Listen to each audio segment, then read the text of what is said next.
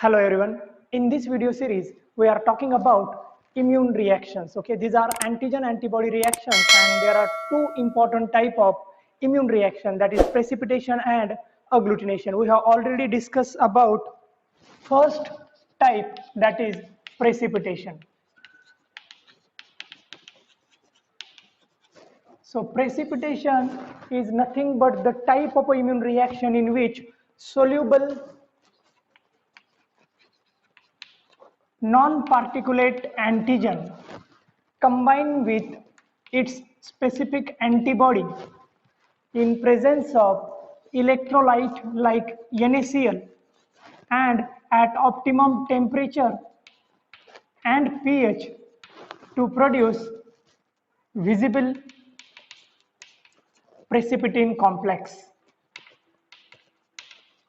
Okay, so this is precipitation reaction in which a soluble non-particulate antigen combined with its specific antibody in presence of different electrolyte, and example is NaCl, at optimum temperature and pH to produce visible precipitin complex. Okay, there are various types of precipitation reaction like single radial diffusion, double radial diffusion, immunoelectrophoresis, rocket immunoelectrophoresis, etc. And we have discussed about few important types in my previous videos. Okay, now in this video I'm going to talk about second type of immune reaction, that is agglutination. Okay, so we can define agglutination as it is the immune reaction in which instead of soluble antigen, particulate or insoluble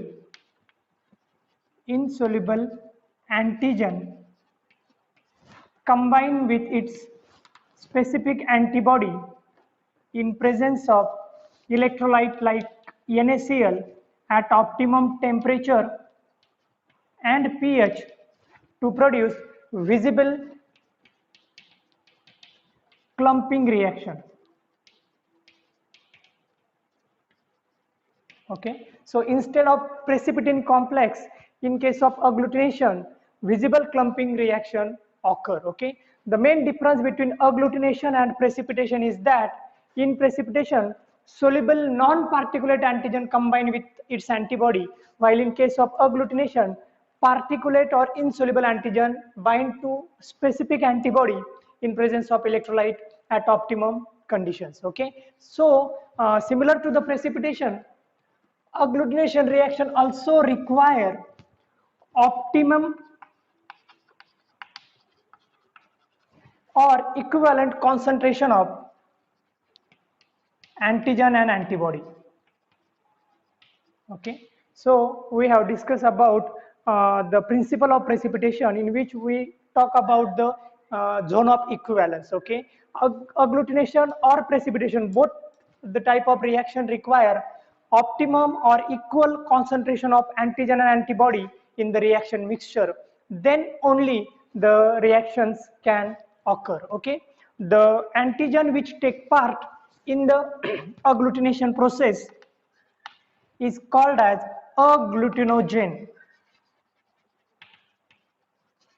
Okay, so agglutinogen is the antigen which take part in the agglutination process, while the antibody which involved in this process is called as agglutinins. Okay, so the reaction involved agglutinogen, which is nothing but the antigen, and agglutinins, which is antibody. Then two bacteriologists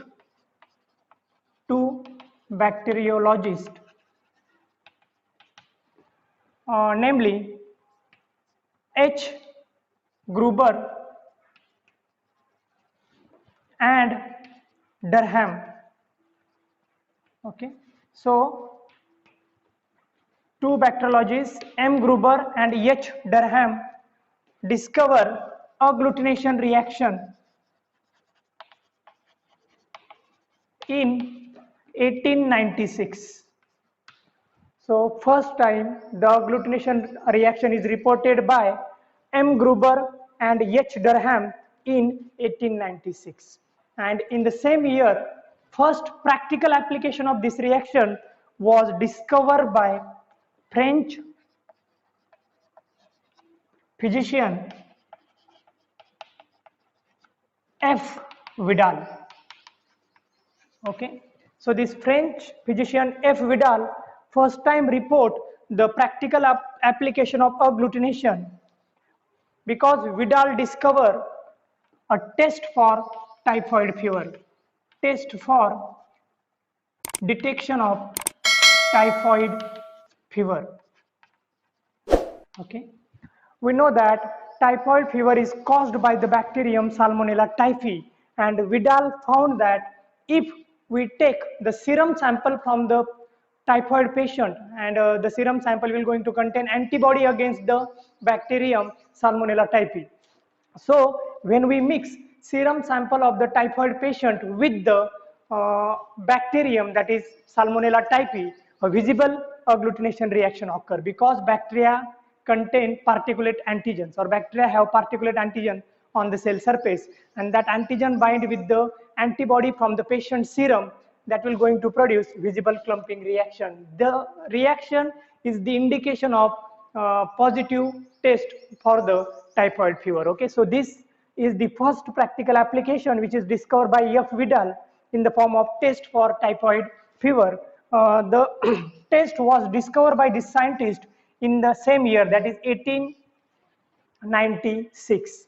Later on, in 1900, Australian physician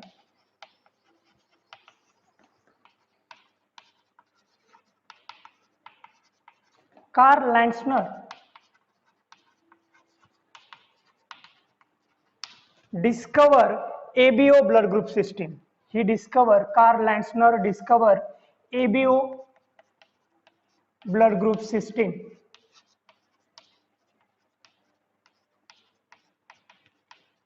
And we know the importance of this system, okay, because all the type of blood transfusion processes are require ABO blood group system. If we want to transfer blood from donor to recipient, then we have to check the compatibility of the blood with the help of ABO blood group system. And this test, which is discovered by Karl Landner in 1900, is also based upon the agglutination reaction. So first two practical application of the agglutination reaction after its discovery was come from F. Vidal and K. Landner. Okay, now I am going to discuss about few important types of agglutination reactions. Okay, so this reaction is divided into two types, that is direct or active agglutination reaction, and second type is indirect or passive agglutination reaction. Okay, in case of direct active agglutination, the antigens are naturally present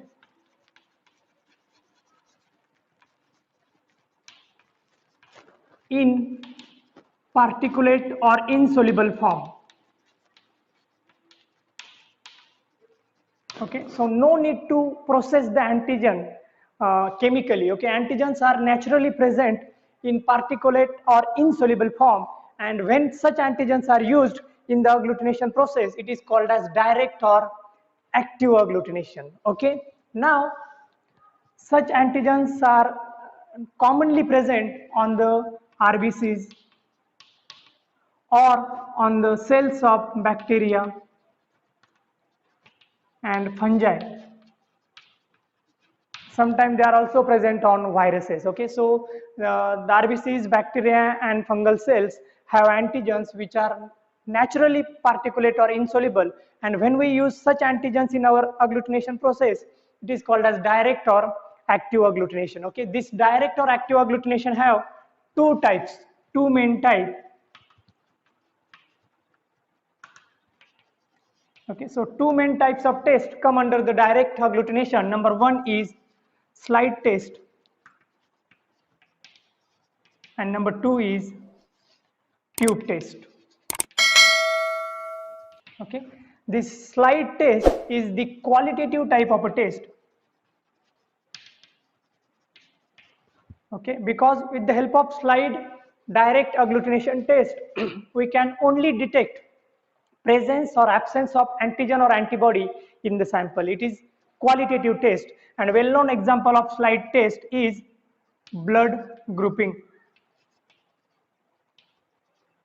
Okay, ABO blood grouping system or ABO blood grouping test were generally done or performed on slide test. The next is tube test. It is the qualitative plus quantitative test.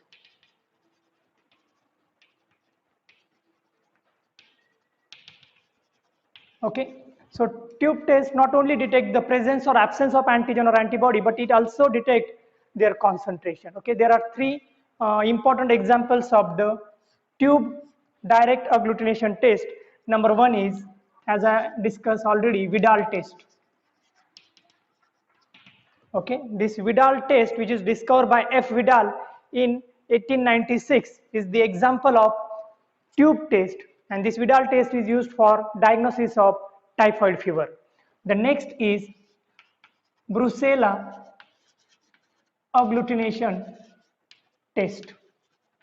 This Brucella agglutination test is used for diagnosis of brucellosis, and the third is Will-Felix test. This Will-Felix test is used for diagnosis of rickettsial infections. Okay, so all these are the tests which is performed in test tubes, so they are called as tube test.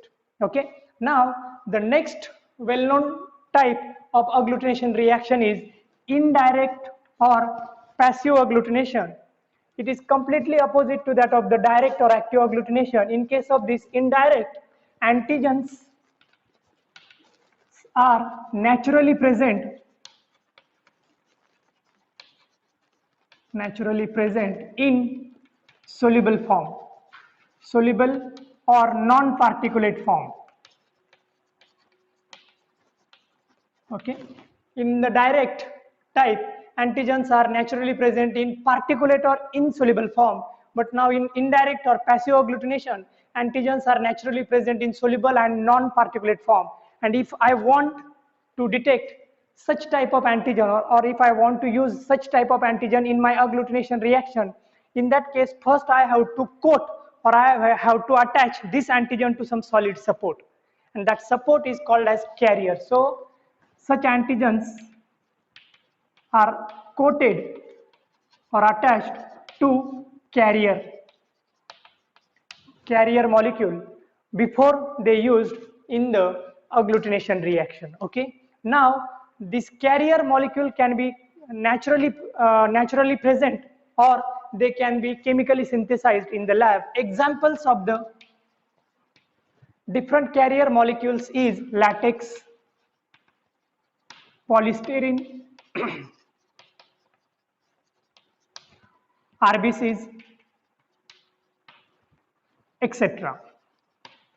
Okay, you can use glycine also. So all these are the different type of carrier molecules, and onto this carrier molecule you can attach or you can coat your antigen, and now the soluble antigen become insoluble, and such antigens can be readily used in the indirect or passive agglutination test. Okay, suppose in first type of indirect test, if you want to detect antibodies from the sample,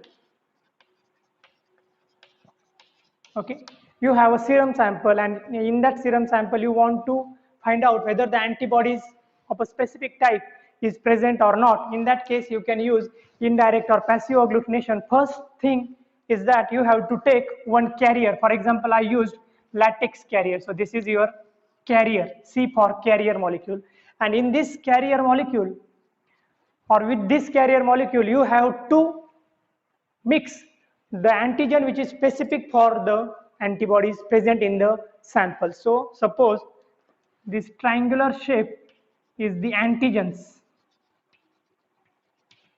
Okay, now when we mix this antigen with the carrier molecule, this antigen get coated onto the surface of this carrier molecule. Okay, so the antigen get attached onto the surface of the carrier molecule, and then we add our sample which contain antibody into this carrier antigen complex. Okay, once this sample is added into this mixture, if the sample contain antibodies, this antibody will going to bind to different carrier molecules. Suppose these are the carrier molecules and which have antigen on the surface, coated antigens. Now antibody from the sample get attached to this antigens which is present on the carrier molecule, that lead to formation of visible clump. Okay, so if the sample have antibody, then clumping occur, and this clumping formation is the positive indication for the presence of antibody. On the other hand, if you want to detect in second type, if you want to detect instead of antibody antigens from the sample, okay, if you want to detect antigen from the sample, you have to perform similar process with different approach. Okay, now you have to use carrier, and with this carrier, instead of antigen, you have to mix antibodies. Okay, so I'm going to mix antibodies specific for the antigen which is present in the sample with the carrier, and due to which this antibody get coated on the surface of carrier. So this is the coat of antibodies on the carrier surface. We know that antibody, any type of antibody, is a Y-shaped structure which have two different parts, that is FAB, that is fragment antigen binding part, this portion, and FC, that is fragment crystallizable part, the lower portion. So these antibodies get attached to the carrier molecule with the help of FC portion. Their FAB portion remain free, and when we mix this carrier antibody complex with the sample which contain antigen, now this antigen get attached with the FAB portion which form visible clump. Okay, so suppose these are the different carrier molecules with the antibodies on the surface, and now after addition of the sample, the antigen from the sample get attached to the FAB portion of the antibodies, and due to which different carrier molecules get attached with one another like this, due to which visible clump is produced. Remember that in both these cases, if sample do not contain antibody here or antigen, in that case visible clumping reaction do not occur, which shows negative agglutination reaction. Okay, in this case or in the second type, we use reverse approach to that of the first, so it is called as reverse indirect or reverse passive type of agglutination. Okay, so this is reverse passive agglutination. Okay, I am going to discuss about every test, that is slide test, tube test, and indirect passive agglutination one by one in my future videos. Okay, so in the last part of this video, we are going to discuss about different applications of agglutination reaction, where we can use this agglutination reaction in real life. Okay, so first is we can use this agglutination reaction in blood grouping or cross matching. Okay, so in transfusion, blood transfusion reactions or blood transfusion process, first we do blood grouping and then cross matching, and both these are the type of a test which is based upon agglutination reaction. Second application of this agglutination reaction is for identification of identification of different bacteria and fungi. Okay, we know that bacterial and fungal cells have antigen on their surface, and if we mix these bacterial cells with a specific antibody, then we can easily identify this bacteria and fungi up to genus level. The third is the agglutination reaction can be easily used for diagnosis of different type of diseases like syphilis, rheumatic fever, typhoid, then brucellosis, or rickettsial infections. Okay, so this is the third application of the agglutination reaction. Another one is we can use agglutination reaction readily for quantitative and qualitative estimation of different antigens and antibodies. So this is all about introduction of agglutination. We have discussed about definition and history of agglutination discovery, then the two important types, that is direct or active agglutination and indirect or passive agglutination, and finally we talk about different applications of this test. Thank you.